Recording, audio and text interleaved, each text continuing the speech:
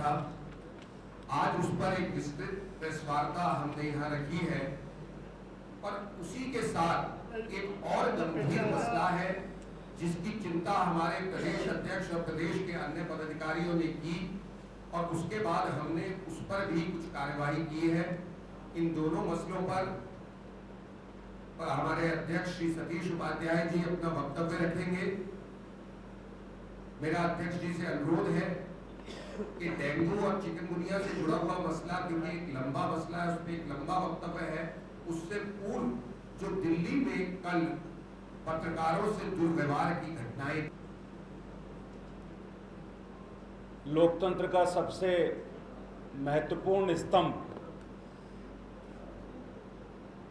पत्रकारिता और जर्नलिज्म है। पत्रकारों की रिस्पॉन्सिबिलिटी है कि लोकतंत्र किस प्रकार से मजबूत रहे। एक चेक्स एंड बैलेंस का काम पत्रकार करते हैं सरकार और व्यवस्थाओं के बीच में। पत्रकारों की रिस्पॉन्सिबिलिटी है सच को सामने लाना। पत्रकारों की रिस्पॉन्सिबिलिटी है कि जो गलत हो रहा है वो सामने आए, जो सही हो रहा है वो सामने लोगों के दिखाई दे, और पत्रकार अपनी तरह से चीज़ों को काम करते हैं। लेकिन एक विचित्र प्रकार की स्थिति आम आदमी पार्टी, जो केवल नेता अगर दिल्ली में बने तो इन पत्रकारों के माध्यम से ही, क्योंकि पत्रकारों ने उस समय जो देश में एक परिवर्तन हो रहा था, भ्रष्टाचार की राजनीति से लोग त्रस्त थे, निर्भया का कांड हुआ और एक अन्ना के आंदोलन के कारण अलग प्रकार की राजनीति को लेकर के अरविंद केजरीवाल को पत्रकारों ने बहुत सर आंखों पर उठाया। और पत्रकारों का उसमें दोष भी नहीं, उनको लगता था कि शायद एक अलग प्रकार की राजनीति, अलग प्रकार की शुचिता राजनीति में देखने को मिलेगी।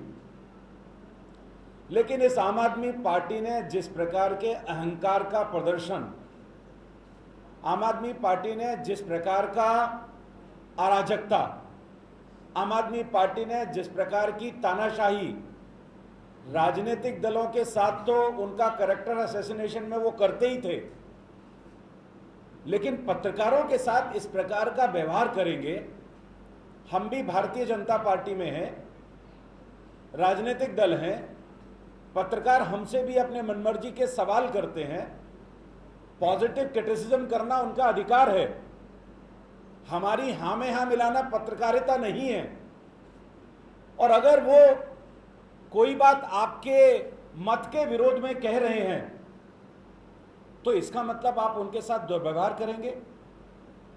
जिस प्रकार से पत्रकारिता जगत के वरिष्ठ पत्रकार शेखर गुप्ता जी का अपमान किया गया, शब्दों को आप देखिए, शैली को आप देखिए, किस प्रकार की अराजक पार्टी है कि जिनको प्रधानमंत्री का दलाल कहा गया। दीपक चौरसिया वरिष्ठ पत्रकार हैं, सब लोग उनको जानते हैं इलेक्ट्रॉनिक मीडिया के। कपिल मिश्रा ने जिस प्रकार से रात भर ट्वीट करके और एक सरकास्टिक मैनर में ट्वीट में बाद में वो लिखते हैं कि देखा मैंने आपको मजा चखाया, एंजॉय। अगर दिल्ली के मंत्री दिल्ली में नहीं हैं, अगर दिल्ली के महापौर दिल्ली में नहीं हैं, मैं निगम के कारण कह रहा हूं आपको, अगर वो कहीं बाहर गए हैं, कॉन्फ्रेंस में गए हैं, तो पत्रकारों ने सबसे सवाल किए, लेफ्टिनेंट गवर्नर से भी सवाल किए। और अगर फोन मिलाकर के पत्रकार पूछते हैं कि कौन अवेलेबल है, तो आप इतनी तरह की भद्दी मानसिकता से, अराजकता की मानसिकता से पत्रकारों को कटघरे में खड़ा करेंगे। जिस प्रकार का शायद उनको मानसिक प्रताड़ना दीपक चौरसिया को रात भर मिली, उनके नंबर को सार्वजनिक किया गया। यहां पर मैं एक बात क्लियर कर दूं कि चुने हुए प्रतिनिधि, खास करके मंत्री, सांसद, विधायक, पार्षद, इनके जो ऑफिशियल नंबर हैं वो जनता की सेवा के लिए हैं और उसमें कुछ भी ऐसा नहीं है जिसको सार्वजनिक नहीं किया जाए। और पत्रकार अगर अपने पत्रकार धर्म का पालन कर रहे हैं, हम अगर उसमें उनके साथ बदला निकालेंगे, बदले की भावना से काम करेंगे।